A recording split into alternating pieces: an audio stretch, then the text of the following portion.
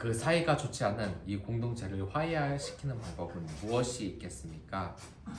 가장 큰 방법은 무엇보다도 너와 내가 같은 공동체 사람이고 같은 목적을 가지고 같이 행복해질 수 있는 사람이라는 것을 말하는 것이 아니겠습니까? 그것을 잊었을 때 우리는 서로 협력해야 될 이 공동체 사람들이 점점 더 불행해지는 그러한 파국을 맞이하는 것을 볼 수 있다는 것입니다. 예전에 이 설득의 기술이라는 그 저서에 나온 이야기인데, 미국에서 사이가 좋지 않은 이 두 가지 부류의 이 아이들이 있었습니다.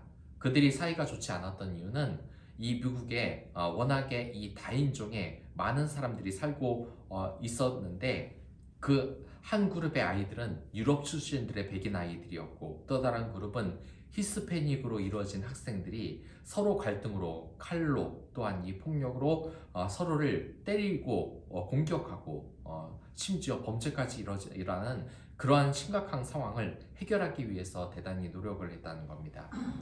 이 학교에서는 이들의 사이를 어떻게든 좋게 해보려고 갖은 노력을 다했지만 이들의 사이는 점점점 좋아지지 않기 시작했다는 것입니다.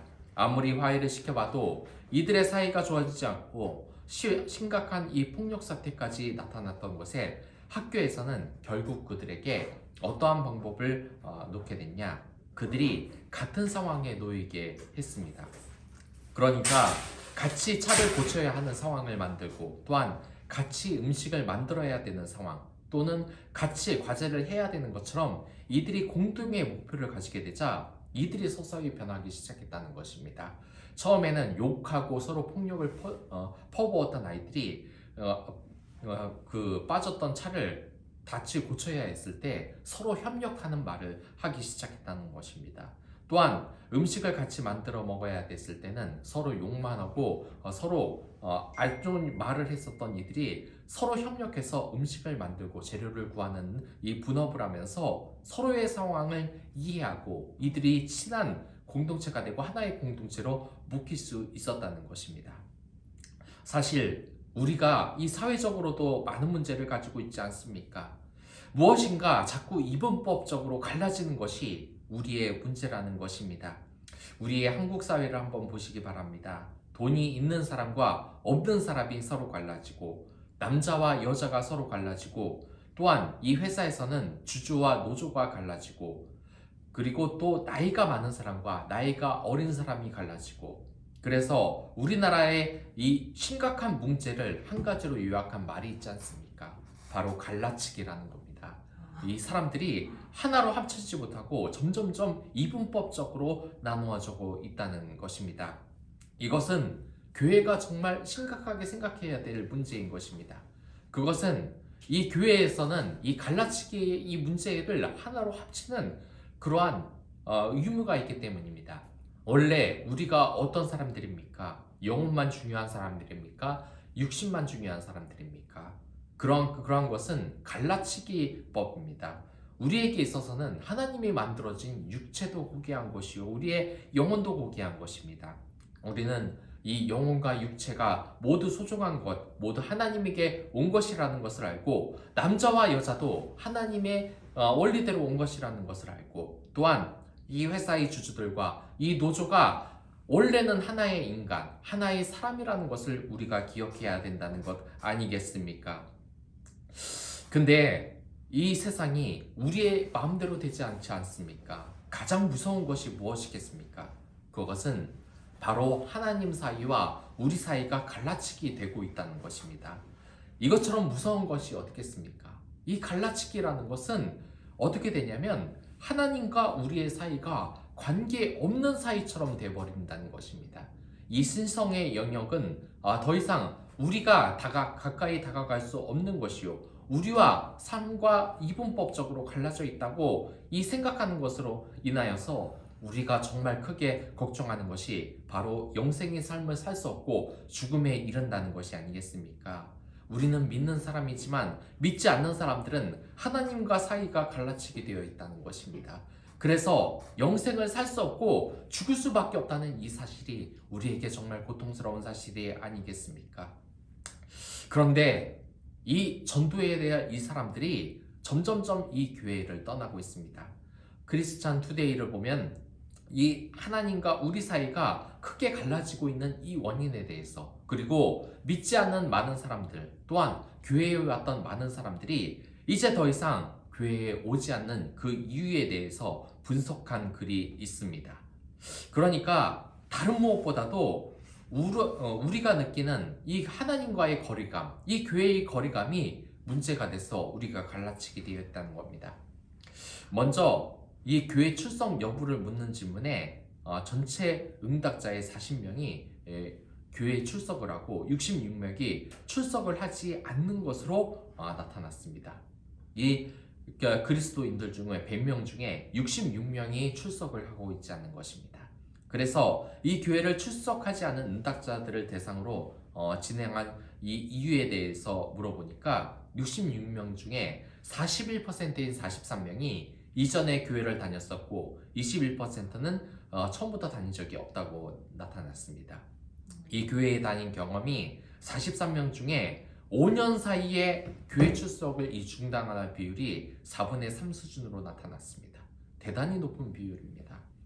교회를 다니다가 그만둔 경우가 대부분 이 초기에 나타났는데 출석 후 나가지 않게 된 이유가 그 첫 번째가 뭐냐면 언행일치가 안 되거나 배타적인 성도들에 대한 실망이 17명으로 가장 많았습니다.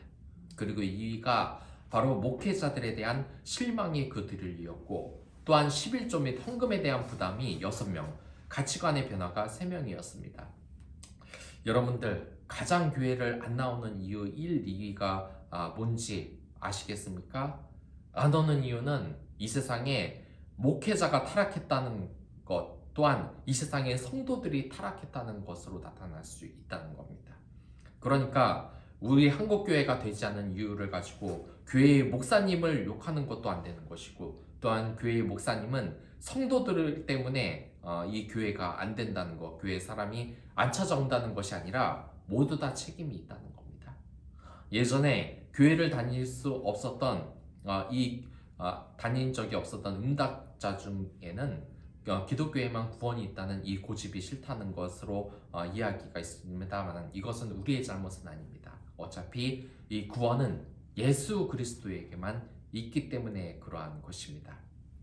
아무튼 자세히 보면 하나같이 이 교회에 멀어지는 이유가 무엇입니까?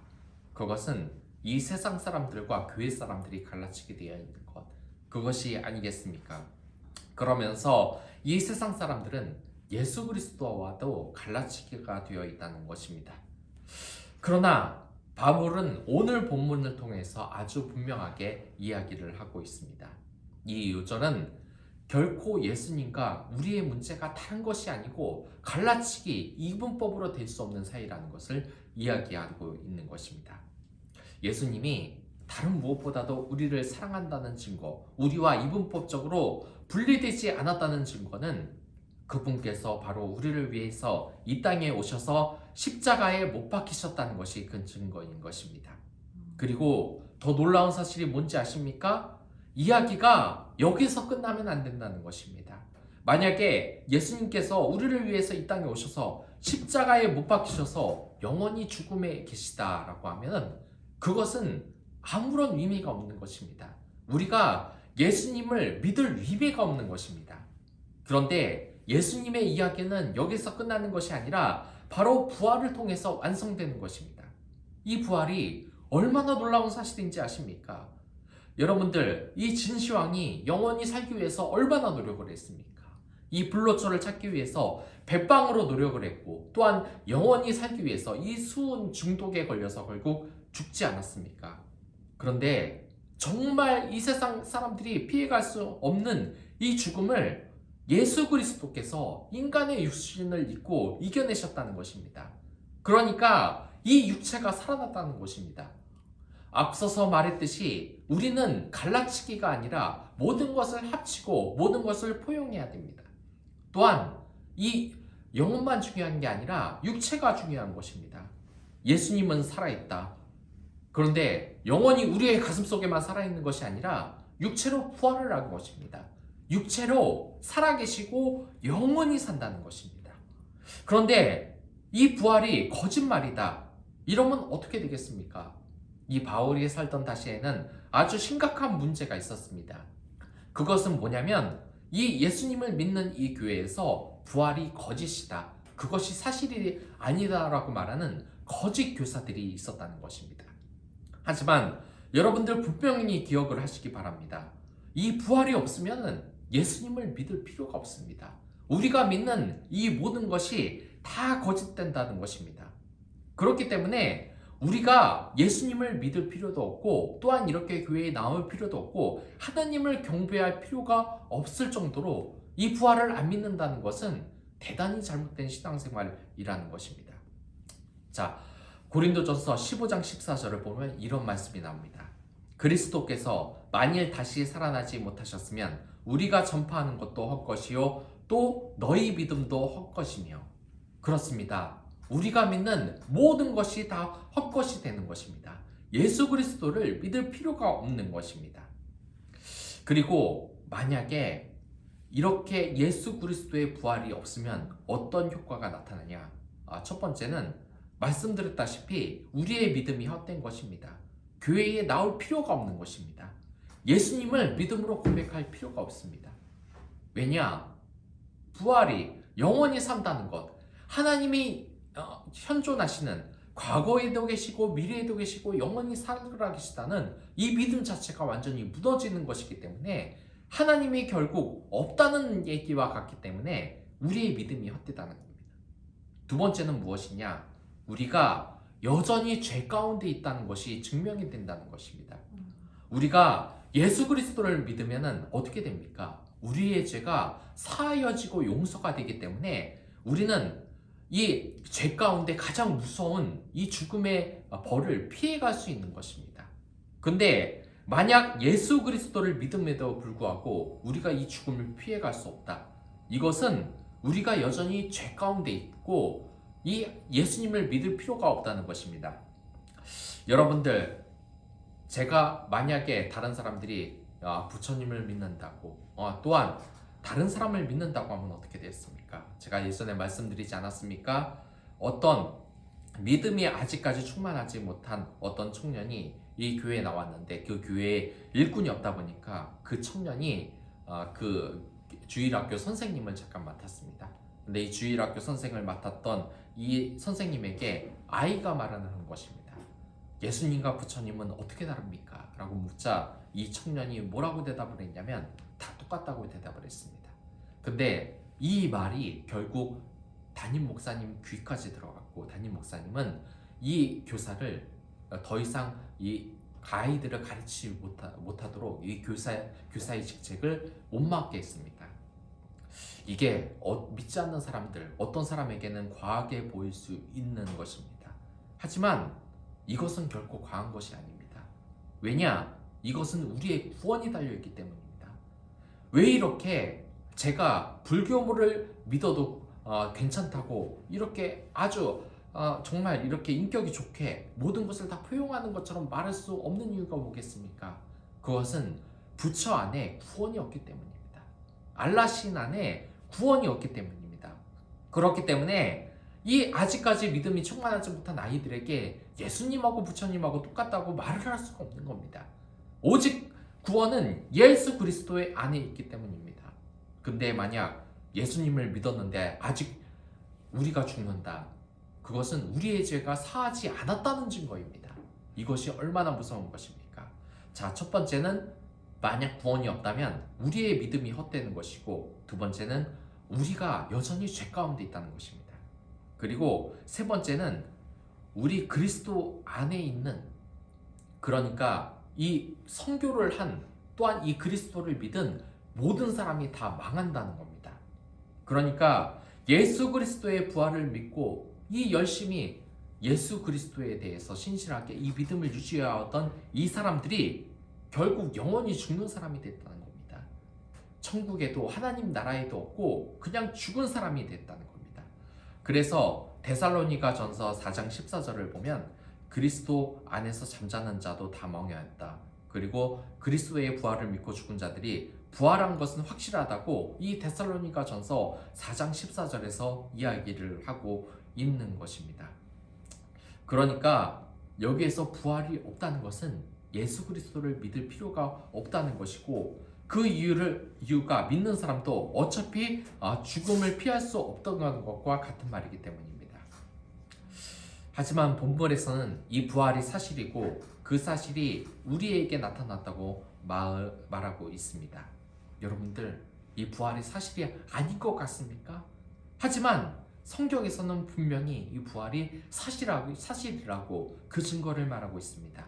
고린도전서 15장 4절, 5절, 6절을 보면 장사 지낸 바 되셨다가 성경대로 사흘 만에 다시 살아나사 게바에게 보이시고 후에 12제자에게와 그 후에 500여 형제에게 일시에 보이셨나니. 그러니까 500명이 넘는 사람들에게 이 예수 그리스도가 나타났다는 것입니다.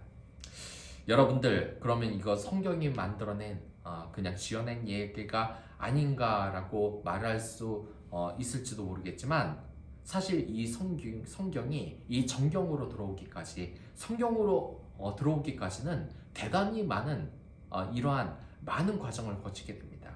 그리고 절대적으로 이 말도 안 되는 이야기나 또한 그렇게 믿을 만한 사실이 없는 이야기는 위경이나 외경이 돼서 이 성경 안에 들어올 수 없는 것입니다. 이 성경의 이야기는 100% 진실인 것입니다. 이 성경에서는 뭐라고 합니까? 이미 500명도 넘는 사람들이 예수님의 부활을 봤기 때문이라는 것입니다. 그래도 못 믿겠다. 그러나 이것은 어떻게 설명할 것입니까? 이 부활의 증거는 또 있는데, 바로 예수님의 이 11제자가 변했다는 것입니다. 아시다시피 이 예수님의 제자는 이 죽음이 두려워서 예수님이 십자가 처형을 당했을 때 모두 도망가고 그 자리에서 사라졌습니다. 왜냐? 자신이 목숨이 아까웠기 때문입니다. 그런데 이런 것들이 갑자기 예수님을 믿으라고 예수님의 복음을 위해서 목숨을 거는 사람이 됐습니다. 죽음조차 두려워하지 않고 이 사도 요한을 제외한 10명의 제자들은 모두 이 복음을 전하다가 이 순교하고 말았습니다. 목숨을 잃고 만 것입니다. 하지만 그들은 목에 칼이 들어와도 모두 예수님에 대한 이 믿음을 버리지 않았습니다. 왜 그들이 이렇게 변할 수 있었겠습니까? 그것은 바로 예수 그리스도의 부활을 봤기 때문입니다. 그분이 죽음을 이기고 승리하신 그 모습을 보고 이 제자들 역시 예수님만 믿으면 이 죽음을 두려워할 필요가 없구나. 내가 이 육체가 죽어도 육체가 다시 살아나는 그러한 역사가 일어나는구나 하는 것을 확신하게 된 것입니다. 바로 그렇습니다. 이 예수님의 부활은 우리의 부활과 다르지가 않다는 것입니다. 왜 다르지가 않냐? 이 예수님의 부활은 예수님 혼자 살아났다는 것을 뜻하는 것이 아니기 때문입니다. 2002년 월드컵이 열렸을 때입니다. 그때 우리나라는 전 국민이 열광을 했습니다. 왜 열광을 했느냐? 그 이유는 우리나라가 사상 최초로 월드컵 4강 진출을 했기 때문입니다. 그런데 우리가 왜 기뻐했습니까? 생각해 보십시오. 브라질도 우승을 했습니다. 독일도 월드컵에서 우승을 했습니다. 그때 우리나라 사람들이 기뻐했습니까? 우리나라 사람들 단 한 명도 낯뛰며 좋아하지 않았습니다. 왜 좋아하지 않았겠습니까? 우리나라가 우승한 것이 아니기 때문입니다. 근데 왜 우리나라가 4강 진출을 했을 때 우리나라 사람들은 기뻐했겠습니까? 그것은 바로 우리나라가 우승을 했기 때문입니다. 왜? 내 나라가 우승을 했기 때문입니다. 같은 나라 사람이 국가대표 출전해서 우승을 했는데 그것은 국가대표만 승리한 것이 아니라 내가 승리한 것이기 때문입니다. 그렇기 때문에 국가대표는 우리와 한 몸이라고 할 수 있습니다. 그런데 이런 것처럼 우리의 대표가 또 하나 있습니다. 그것은 고린도전서 15장 21절 22절에 나오는데, 사망이 한 사람으로 말미암았으니 죽은 자의 부활도 한 사람으로 말미암는도다. 아담 안에서 모든 사람이 죽은 것 같이 그리스도 안에서 모든 사람이 삶을 얻으리라. 예, 그렇습니다. 우리들의 인류의 국가대표가 있었는데 딱 두 명. 첫 번째가 아담이고 두 번째가 예수 그리스도입니다. 이들은 인류의 국가대표이기 때문에 그들의 행동은 우리 모두에게 영향을 줍니다. 첫 번째 국가대표인 이 아담은, 인류 대표인 아담은 실패했습니다. 죄를 짓고 이 사탄의 꾀에 넘어가고 말았습니다. 그래서 우리 모두에게도 이 죄가 전가가 됐습니다. 이대로 됐으면 우리에게 얼마나 슬프겠습니까? 하지만 두 번째 국가대표가 있었습니다. 그것은 바로 예수 그리스도입니다. 예수 그리스도께서는 이 결국 죽음의 대결에서 승리를 하시고 부활을 하셨습니다. 그런데 그 승리가 예수 그리스도의 혼자의 승리가 아니라 우리 모두의 승리라는 것입니다. 왜냐? 예수 그리스도가 우리의 대표이기 때문입니다. 국가대표가 월드컵에 우승하면 우리가 월드컵에 우승한 것처럼 예수 그리스도가 부활하면 우리 또한 영원히 부활했다는 것입니다. 자, 얼마나 놀라운 것입니까? 예수님께서 이 십자가에 달리신 것은 내가 이제부터 영원히 부활한 이 승리를 가진 사람이다 라고 주장하기 위해서 단 한 명을 이렇게 온 것이 아니라는 겁니다. 왜 오셨습니까? 왜 십자가에 달려서 다시 부활하셨습니까? 그것은 바로 당신을 위해서입니다. 당신이 영원한 삶을 살기 위해서 예수 그리스도께서 이렇게 오신 것입니다. 예수 그리스도는 우리와 한 몸인데 그 한 몸이 살아났기 때문에 우리 모두도 살아난다는 것입니다. 그런데 이러한 승리의 역사가 우리에게 잘 나타나고 있습니까? 지인에 대해서 복음을 전하긴커녕 가족과의 전도도 잘 되지 않는 것이 사실입니다. 저는 이 전도사 시절에 어린이의 말이 기억이 납니다. 그때 여름 성경학교 때 기도를 하는데 어떤 여자아이가 펑펑 우는 겁니다. 왜 우냐고 선생님께서 위로를 하자 나는 예수님을 믿어서 구원을 받겠지만 믿지 않는 우리 엄마 아빠는 지옥에 가는 것이 아니냐라고 우는 것입니다. 이것을 이야기하면 결코 남의 문제가 아니지 않습니까? 여러분과 저의 문제입니다. 여러분들이 사랑하는 가족이 구원을 받지 못하면 또는 사랑하는 남편과 아내 또는 사랑하는 친척 또는 사랑하는 지인이 구원을 받지 못하면 이것은 얼마나 큰 고통이겠습니까? 하지만 여러분들 실망하지 마시기 바랍니다. 결국 예수님이 승리하셨듯이 우리도 승리한다는 것입니다. 부활절을 맞이하는 순서가 무엇인지 아십니까? 사순절 그리고 고난주간, 이 힘겨운 주간을 맞이하고서 오늘 이 부활절 오늘에 우리는 승리했다는 것입니다. 결국은 승리하는 역사가 바로 우리에게 예정되어 있다는 것을 여러분들께서는 잊지 않으셨으면 좋겠다는 것입니다. 그렇기 때문에 여러분들 실망하지 마시기 바랍니다. 저 또한 가족이 믿지 않는 문제를 가지고 있습니다. 하지만 결국 우리는 승리할 것입니다. 하나님께 매달리십시오. 하나님께 기도하십시오. 기도하는 자가 승리하는 겁니다. 하나님의 말씀을 읽는 자가 승리하는 겁니다. 하나님이 우리에게 가르쳤던 하나님 사랑과 이웃 사랑을 실천하는 사람이 승리하는 것입니다. 아직까지 믿지 않는 사람이 있습니까? 하지만 우리는 승리할 것입니다. 그 승리의 역사를 기억하는 부활절을 맞이하고 여러분들 곁에 사랑하는 사람에게 복음을 다시 한번 전해보는 것은 어떻겠습니까? 이것이 바로 부활절인 것입니다. 예수님이 혼자 승리하신 것이 아니라 예수님이 그 승리가 우리에게 모두 전가되는 것입니다. 영원히 살 수 있는 것입니다. 저는 이 아내와 함께 그리고 이런 외국에서도 나가갔지만 이 외국을 가면은 얼마나 그 자연환경이 아름다운지 아십니까? 정말 이 한국에 다시 오기 힘들 정도로 아름답습니다. 하지만 그보다 아름다운 것이 뭔지 아십니까? 바로 하나님 나라입니다. 이 세상이 새하늘 새 땅으로 다시 태어나는 것입니다. 그것을 세 글자로 뭐라 그럽니까? 바로 신천지라고 하지 않습니까?